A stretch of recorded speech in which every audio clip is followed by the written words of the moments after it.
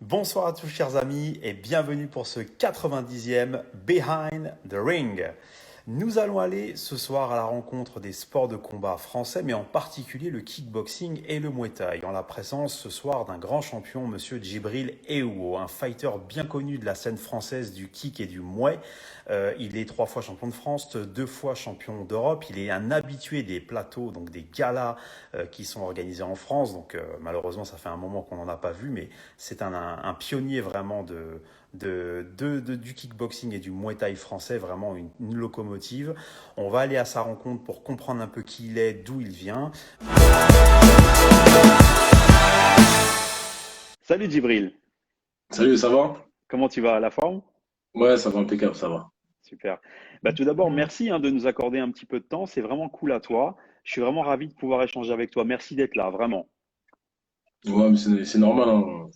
On a tous la même directive sur le sport, donc on est tous pareils, donc pas de souci pour ça. Absolument, et on fait ça de manière passionnée comme tous. Alors Djibril, je vais te laisser la parole déjà pour qu'on puisse introduire un peu la discussion. Euh, Comment as-tu démarré la boxe, Djibril? C'est quoi ta première rencontre? Première rencontre avec la boxe, alors moi, j'avais commencé la boxe, déjà, c'était pas dans la région parisienne, c'était dans l'Oise, dans le 60 à Méru. Il y a un petit club comme ça.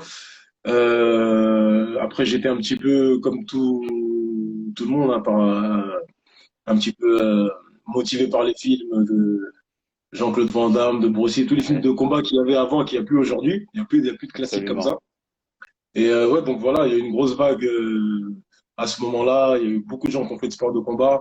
Et je pense, moi aussi, enfin, cette époque, au niveau sport de combat, peut-être pas médiatique, mais au niveau sport de combat, c'était le moment où il y avait un peu plus de fight, plus d'engouement sur le combat, plus voilà. Aujourd'hui, c'est un peu plus médiatique.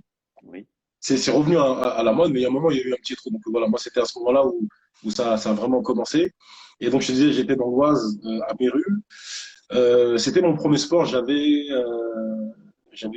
8, 9 ans.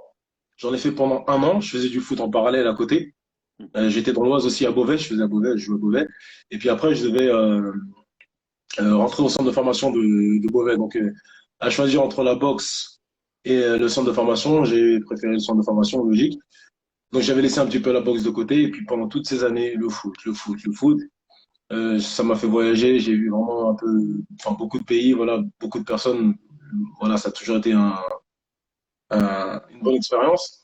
Et après, bah, à chaque fois, j'étais à ça d'être professionnel, on va dire même, enfin, professionnel, d'être on va dire, pour moi, professionnel, c'était Ligue 1. C'était oui, la première division parce que j'ai joué dans les troisième division, deuxième division. Pour moi, c'est même si c'était pro, c'était pas ce que je voulais, c'était pas le top du top. Donc, mon dernier club qui était en Allemagne, ça s'est pas bien passé. Et puis là, le temps, il tournait quand même parce que depuis, depuis que enfin, je charbonne depuis que je suis tout petit, en fait, tu vois. ah oui, Donc, un peu de centre de formation comme ça, c'est pas bien passé. Enfin, c'était plus au niveau de la famille, des parents qui sont séparés. Donc, centre de formation, j'ai dû arrêter. Et après, à partir de 15 ans, ouais, j'ai dû charbonner à gauche, à droite. Et du coup, j'ai vagabondé un petit peu partout pour réussir dans le foot. Ça n'a pas marché oui, jusqu'à mes 20, je crois 24. Et puis après, je me suis dit, bon, vas-y, si l'année prochaine, je ne signe pas pro dans un club, j'arrête, je retourne. Il faut au moins que je reste auprès de la famille et que je commence aussi à bosser parce que les années passent vite. Et puis après, c'est ce qui s'est passé. Et puis, je me suis dit, bah, je vais retourner à mon pro sport de la boxe. C'est vraiment le sport que je kiffais vraiment. Donc, je suis retourné à la boxe avec la Team Chouk, oui, qui était à Besançon avant, maintenant qui habite Taneuse, en 93. Et moi, je sortais vraiment je savais pas boxer du tout, hein, tu vois. Donc c'était mhm, vraiment des pénaltys que je mettais, des coups de pied, c'était du foot, quoi, en fait, tu vois. ouais, Mais par contre, j'étais quelqu'un d'acharné, quelqu'un qui voulait vraiment à chaque fois bien faire, être le meilleur et toujours en compétition. Et je me suis entraîné 2 fois plus que les autres. Quand les autres s'entraînaient, bah, j'étais avec eux. Quand ils s'entraînaient pas, j'allais dans les autres salles. Je tournais, j'allais, je mangeais des raclés. Enfin voilà, pendant quelques années. Et j'ai monté enfin je suis monté vraiment vite dans les échelons dans ce truc-là. Je suis monté vraiment vite. Et puis après, bah, je pense qu'au bout de même pas 5 6 ans, on m'a retrouvé je commençais déjà à gagner des championnats de France, dans les top niveaux et dans les trucs, voilà. Et puis aujourd'hui, voilà, j'en suis là. Très bien. Aujourd'hui, tu as combien de combats pour situer un peu? Combien de victoires? On doit être entre 70 et 80 à peu près. Et je sais que je dois avoir 7 défaites et un nul. D'accord. Super. Super. Ouais. Alors, selon toi, Djibril, c'est quoi les grosses forces de ta boxe? Bah, justement, les forces de ma boxe, c'est que déjà, un, c'est que l'adversaire en face, si je te parle point de vue adversaire, après je te parlerai point de vue Oui, moi. oui, Point de vue adversaire, c'est que l'adversaire n'arrive pas à me décrire un style. oui. C'est toujours imprévisible, Imprévisible, d'accord. imprévisible. Je m'adapte à la personne. En fait, je m'adapte au style de la personne. C'est aérien, c'est voilà. Même moi, des fois, je sais pas comment ce qui va se passer. C'est vraiment au feeling. Moi, je marche beaucoup au feeling et j'ai pas une boxe prédéfinie où ça va être que les à l'hollandaise, taper dans les jambes, les poings, les jambes. Voilà. Moi, ça va vraiment, c'est vraiment au ressenti du combat, à Ouais, pas l'adversaire. facile à lire. Ouais, voilà. Donc même moi, je sais même pas ce que je vais faire, tu vois. Je sais que je vais boxer, mais voilà, c'est compliqué à lire. C'est très compliqué. D'accord. Et puis cette faculté aussi à t'adapter aux qualités de l'adversaire, comme tu le disais, de pouvoir ne pas toujours préparer quelque chose, mais t'adapter à ce que tu as en face. Ouais, voilà, c'est vraiment, vraiment imprévisible. Et moi aussi, je joue aussi de cette facilité que j'ai de changement de garde. Donc, je sais que ça perturbe beaucoup les adversaires. Donc, gaucher, droitier, voilà, j'ai pas de problème sur ça. J'ai travaillé pour ça. Et puis voilà, quoi. J'ai vraiment, voilà, on va dire un style imprévisible, aérien, plutôt aérien aussi. Et voilà, je peux être aussi fort des poings, aussi fort des jambes, des genoux. Voilà. Ok, Aussi, super, faire c'est un peu tout, complet, quoi. c'est complet. Ouais. Alors, dans tous les combats que tu as fait, Djibril, est-ce qu'il y en a un que tu ressors, un meilleur moment que tu as vécu sur le ring, un truc qui t'a vraiment marqué? C'est quoi ton meilleur moment sur le ring? En fait, je veux dire, tous les moments sont meilleurs pour moi. Après, je pense que le combat avec Yuri Besmertny, c'était un Besmerti, des oui, combats qui m'a. Besmerti, Ouais, absolument. Ouais, ouais. ouais. Besmertny, c'est un combat qui était, moi, je pense, le plus dur. Enfin, ouais, plus dur parce que en fait, j'avais quelqu'un en face qui frappait vraiment fort. Mhm. J'avais pris quelqu'un qui frappait. Et c'était pas, voilà, c'était pas. En général, les combats, c'est pas, ça frappe pas vraiment fort, mais lui, c'était vraiment, c'était à la russe, quoi. C'était dur, Ouais, c'était, bien tu sûr. sentais une pierre en face de toi et voilà. Après, tu m'as posé en déception si j'étais déçu d'un combat ou pas? Non, non, pour l'instant, le meilleur moment. Le meilleur moment, est-ce que c'est le combat contre Besmerti? C'est ça ton meilleur moment? Ouais, on va dire bah, allez, non, je vais dire le meilleur moment en vérité, c'est quand j'ai eu ma ceinture WBC Europe. On va dire D'accord. c'est le meilleur moment. Voilà, parce Tu l'as que je suis décroché, arrivé tu l'as dans une foule, décroché quand c'était ça? quoi? C'était en quelle année ça? C'était en 2016, 2017, je sais plus, un truc comme ça, je crois, Ok, 2017, ouais. Ouais. Et j'arrivais, c'était en Suisse, et ok. j'arrivais dans une foule, c'était un petit peu hostile. Donc le mec, il était suisse-albanais, et Ah, là où on était, c'était rempli d'Albanais. Donc c'était vraiment hostile. Donc, je rentrais, on me faisait les yeux rouges, genre pour me faire, bon, ça marchait pas. hmm, Et nous, on était venus à 4, et là, tu avais vraiment toute la foule contre nous. On l'a senti dès l'arrivée, dès qu'on a posé les pieds au retour. Et on s'est même dit peut-être que si je gagne, ça va peut-être partir en bagarre à la fin, parce que ouais. voilà, c'était un peu chaud. Donc après, à la fin, on n'a pas perdu notre courage. On est venu chercher on est venu prendre ce qu'on est venu chercher. Et puis voilà, Mhm. ouais, je pense que c'est le meilleur souvenir, je pense. Ouais. Effectivement, grosse communauté albanaise en Suisse. Le plus mauvais moment que tu as passé sur le ring, s'il y en a un, c'est quoi? C'est plus mauvais moment, bah, ça va être une défaite. Alors, je crois qu'il y a deux mauvais moments. Le premier, c'était quand j'avais une ceinture WMC à faire. Oui. Mhm. C'était contre Cédric Touche. Je sais pas si ça Oui. dit quelque chose. Ouais, voilà, Non. grande taille. Non. Grande taille, franchement, c'était un des meilleurs, je pense, dans notre catégorie. Et nous deux, c'était vraiment, ça s'est joué à ça. Et voilà, c'était mon premier gros titre juste après mes championnats de France. J'ai pas eu cette ceinture. C'était mon premier regret, on va dire, parce qu'en plus, je sortais d'aucune défaite. Donc, c'était aussi ma première défaite. Donc, vraiment, ça m'a vraiment, Marqué. voilà, j'ai pas oublié, quoi. Voilà, ça m'a vraiment marqué. Ensuite, bah, il y a le combat contre Cédric Doumbé. On Oui. avait fait le combat. Je sais qu'il s'attendait à un gros combat parce que même lui, il était. Voilà, c'est pas qu'il était pas sûr de lui. Il était sûr de lui comme d'habitude, mais c'était, on va dire, le premier gros adversaire, on va dire, qu'il avait en face, je pense, dans les premiers partouches. Mhm. Et, et après, voilà, donc défaite. Et puis, ouais, c'est une petite défaite amère que j'ai, mais pas. il a été plus, je dirais pas qu'il a été plus fort que moi. Il a gagné son combat. Maintenant, aujourd'hui, il est où il est. On peut dire qu'il est plus fort que moi. Les Ouais, chiffres l'histoire parlent. a avancé, hein, ouais, ouais. L'histoire avancée, maintenant, voilà. Mais voilà, sinon, on va dire que c'est ces deux moments vraiment, voilà, où c'était un petit peu amer. Je pense qu'il y en a eu d'autres, mais bon, voilà. Ok, je comprends, je comprends. Ouais, ouais, non, c'est pour retenir ça. Puis effectivement, c'est aussi, notamment Cédric, c'est vrai que c'est un client, c'est un client. Je pourrais parler un peu du présent, Djibril. Alors, on est ça fait un an qu'on est dans une période compliquée. Tous les boxeurs sont à l'arrêt. C'est vrai que c'est déprimant. J'en connais certains qui pensent à arrêter. Enfin, bref, Ah, bah, c'est vraiment compliqué. Dans quel état d'esprit, toi, tu te situes actuellement déjà? Comment tu vas intellectuellement et après sportivement, est-ce que tu te maintiens, tu t'entraînes? Où est-ce que tu en es là? moi, je me suis jamais arrêté depuis le confinement. J'ai toujours été un sportif de base qui, enfin, pour moi, le sport, ça fait vraiment partie de ma vie. Donc, je trouve toujours un truc pour m'entraîner. On se rejoint toujours entre potes, entre teams, entre tout. Voilà, je trouve toujours un truc. Et après, moi, j'ai un petit passage, donc je sais pas si tu es au courant. C'est que j'ai mis un petit peu la boxe de côté. Oui. Parce que je voyais que la boxe, enfin, pour deux choses. La boxe, ça commençait un petit peu à chuter un petit peu. Et malgré, ce qui me fait de la peine en boxe pied-point, c'est que malgré que tu as un palmarès, que tu voilà, des combats, tout ça, on dirait qu'il faut aller demander pour fighter, tu vois. Il faut aller leur dire, ouais, tu peux me faire Mm. un combat, tu vois. Je pense que c'est des trucs, c'est un peu, je sais pas, c'est la mentalité française, mais c'est des trucs que tu dois pas faire. On doit Bien venir à sûr. toi, on doit te proposer, tu vois. Et après, je commençais à perdre un petit peu cet amour des gens du Muay Thai que j'avais, la façon de penser. Et je me suis dit, bon, ça fait un an quand même. Avant le Covid, déjà, je me suis dit, bon, ça commence de moins en moins. Avant, je faisais des combats. Il y a une année, je me rappelle, j'ai fait peut-être plus de 12 combats dans l'année, tu vois. Donc, j'avais fait peut-être toutes les 2 semaines et demie, 3 semaines. Et puis, ça commençait à descendre 4, 5, et de moins en moins, de moins en moins. Et puis, tu as toujours les gens qui veulent un peu tirer au niveau de la bourse, au niveau truc, et Bah oui. cette mentalité, elle m'énervait. Donc voilà, nous, on se prive, on se fait des régimes, on se fait des entraînements, on se fait des trucs, et de l'autre côté, des gens qui ont été des boxeurs, bah, c'est pas gratifiant, c'est pas, voilà. Donc ça commence un petit peu à m'énerver, cette mentalité. Et moi, je suis quelqu'un de très curieux. J'aime bien toujours aller chercher ce que j'ai pas, voilà. Et je me suis dit, bon, le MMA, pourquoi pas.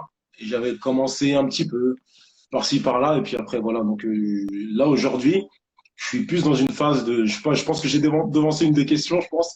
Oui, oui. J'ai, donc je suis plus dans cette phase-là. Voilà. Très Mais bien. sinon, en tout Alors cas, mais pour analyser, c'est vrai que tu avais un ras-le-bol un peu de l'environnement du Muay Thai, du kickboxing et de ce qui se passait, et que tu avais peut-être un truc, tu voulais un truc nouveau peut-être. je voulais un truc nouveau et j'avais surtout un ras-le-bol. Déjà, je voulais un truc nouveau. Et ensuite, il y avait ce ras-le-bol qui était là, qui était fallait quémander pour boxer, fallait trucs. Ouais. Je comprenais pas cette logique, je comprenais pas cette démarche. Et il y a même des gens, après, je pense qu'il y a des gens mauvais partout, mais qui essaient de mettre des bâtons dans les roues quand on avait des propositions, par exemple, au ONE ou par exemple au Bellator, où il y a des gens qui essaient de mettre des bâtons dans les roues, comme si, je sais pas. Voilà. Donc cette mentalité, Ouais. ça m'a un peu, mais bon, je pense qu'on me la retrouve un peu partout, ça, il y a toujours des gens mauvais. Ouais, malheureusement, c'est vrai que ça aide pas les fighters français, c'est déjà assez compliqué comme ça. Effectivement, donc pour le présent, on a bien compris effectivement ta situation. Alors on va parler, effectivement, on voulait parler aussi de l'avenir. Donc tu dis effectivement le MMA. Donc est-ce que c'est un challenge que tu te fixes aujourd'hui? Est-ce que c'est ça ton objectif pour les mois et années à venir? Pour moi, c'est un challenge. Maintenant, j'arrête pas la boxe taille, j'arrête pas le pied-point. Je suis toujours là, hein. Et pour moi, j'ai pas bouclé la boucle, pourtant que j'ai pas fait mon championnat du monde. J'ai besoin d'un championnat du monde, Hmm. un titre mondial pour me dire, OK, c'est bon, j'ai fait le travail qu'il fallait faire en peu de temps, mais je l'ai fait. Donc moi, D'accord. le jour où je clôturerai sera vraiment quand j'aurai, mais encore clôturé, je ne sais pas, parce que le cœur, je pense toujours envie de combattre. Et là, ma tête, pour l'instant, elle est plus vers le MMA. C'est une discipline nouvelle, tout est nouveau, tu vois, Bien sûr. c'est vraiment C'est une autre frais, ça fait du dimension. bien, ça fait du bien. C'est sûr, ça, voilà, c'est vraiment. Et moi, je suis dans l'apprentissage, donc je suis comme un enfant qui est en train d'apprendre un truc, tu vois. J'étais dans une discipline où on va dire, je maîtrisais, et là aujourd'hui, bah, voilà, je repars à zéro et je vais à fond et je refais pareil, je vais à fond et je me donne. Donc je suis toujours dans les entraînements, je suis toujours dans la recherche, dans la perfection, je suis toujours voilà. Mais j'arrête pas la boxe, hein, Super. pour l'instant. Et puis effectivement, tu retrouves aussi, je pense, le goût du début comme dans le pied-point, où tu rapprends des choses. C'est des nouvelles sensations, j'imagine. Le Ah, sol, c'est tout ça, c'est un peu vraiment, ah oui, différent. ah oui, c'est vraiment une autre dimension, c'est vraiment, Mhm. vraiment différent. J'ai la base du pied-point Mhm. et je pense que pour moi, c'est la meilleure démarche à avoir, c'est avoir le pied-point et puis après faire du sol. Le sol encore, tu vois, tu peux être fort en défense de lutte, tu vois, pour pas te faire amener au sol. Si tu as un mec qui a une ceinture noire de JJB au sol, il fera 6 points, tu vois. Donc pas te faire amener au sol. Donc t'as pas besoin d'être super fort au sol, super fort en JJB, super fort en truc, tu vois. Il faut avoir une bonne base pied-point parce que pied-point c'est la base et une bonne base de lutte, on va dire, ou en tout cas de défense de lutte. Et là, voilà, j'ai pas besoin d'exceller dans le JJB. Maintenant, il faudrait avoir des armes quand même, mais voilà. Très bien. Non, mais c'est un projet cohérent. Je reviens sur ce que tu as dit, Djibril, parce que tu dis il manque une ligne au palmarès, c'est la ligne championnat du monde, donc en pied-point. Est-ce qu'il y aurait quelqu'un qui te ferait kiffer pour boxer contre lui? S'il y a une proposition intéressante, est-ce qu'il y a une personne que tu aimerais vraiment rencontrer? En Muay Thai, bah, ça va dépendre de ce que ça va être. En fait, on ne sait pas si c'est en Muay Thai ou en K1. Parce que là, on est Mhm. en train de discuter par rapport à ça pour ma ceinture avec mon coach Chouk, là, avec la team Chouk. Chouk, ouais. Euh, donc, on est en train de voir. Après, on ne sait pas si ça va se faire en K1 ou en Muay Thai. Après, si ça se fait en K1, j'ai pas de nom précis, j'ai pas de nom particulier. En tout Mhm. cas, il me faudra un adversaire fort parce que j'ai besoin de. J'accepte pas les ceintures Ouais, non, déjà tu veux données. faire un vrai fight. Ça, c'est sans valeur pour moi. Voilà, un fight de valeur, quoi. Ouais, voilà, je préfère perdre. Un vrai titre. Voilà, si je préfère perdre mon fight et qu'il soit dur que gagner trop facile en avec une ceinture, pour moi, elle n'aura pas de valeur, tu vois. Donc, voilà, en K1, je sais pas trop, je peux pas te dire. En Muay Thai,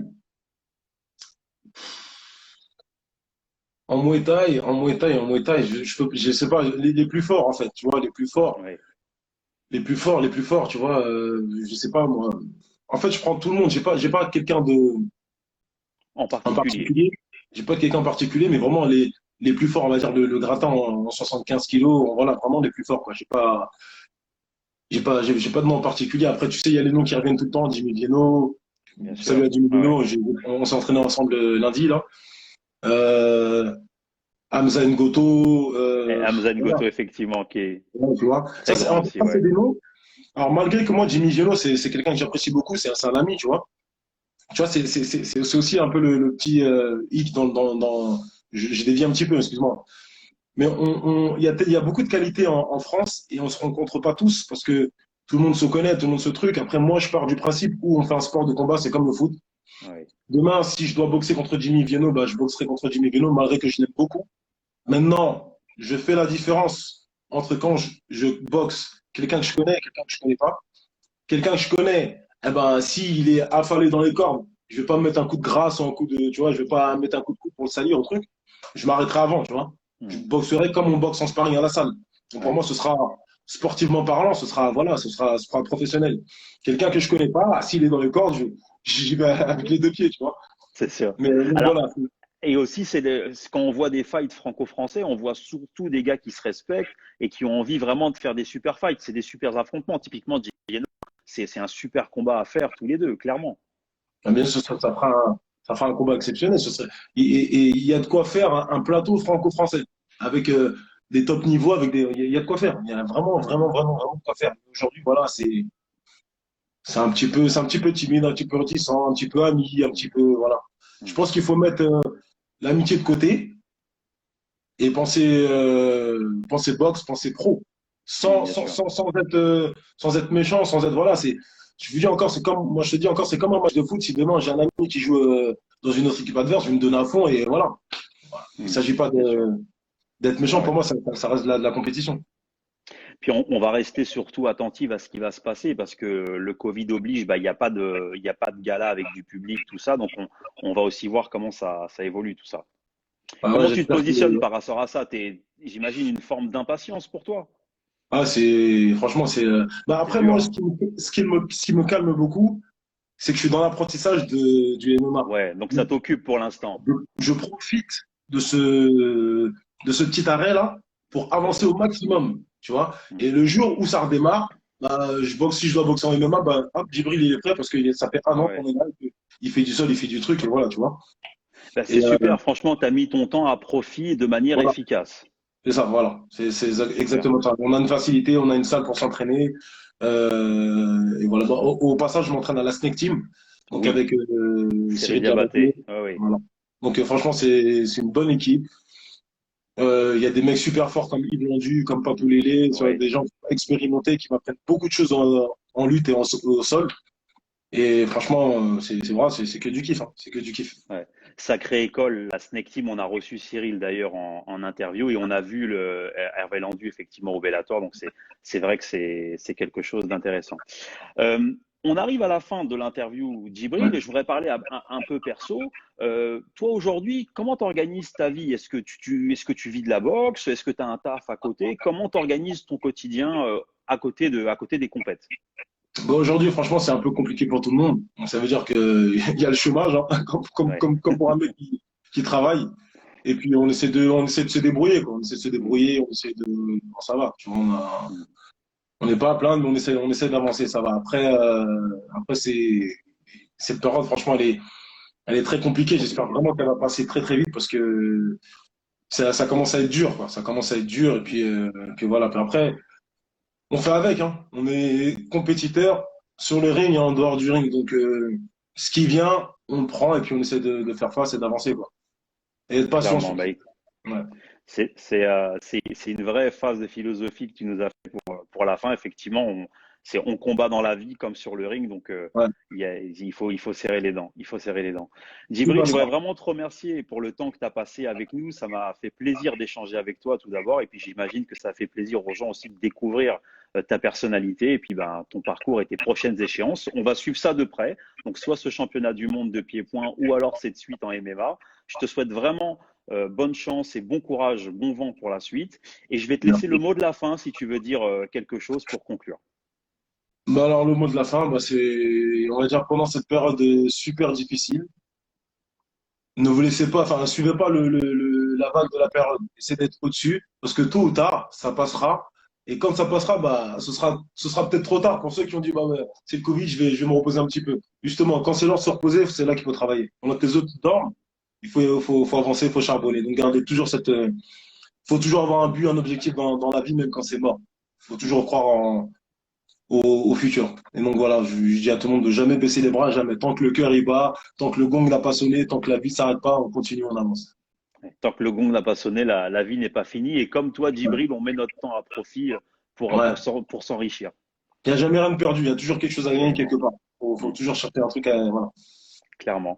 Ben, merci beaucoup à toi. Je voudrais rappeler à tous les spectateurs qui ont regardé cette interview aujourd'hui que vous pouvez retrouver l'interview de Djibril sur le compte Instagram de l'Apollo Sporting Club et que vous pouvez également vous abonner à nos chaînes YouTube si vous souhaitez suivre toutes ces interviews.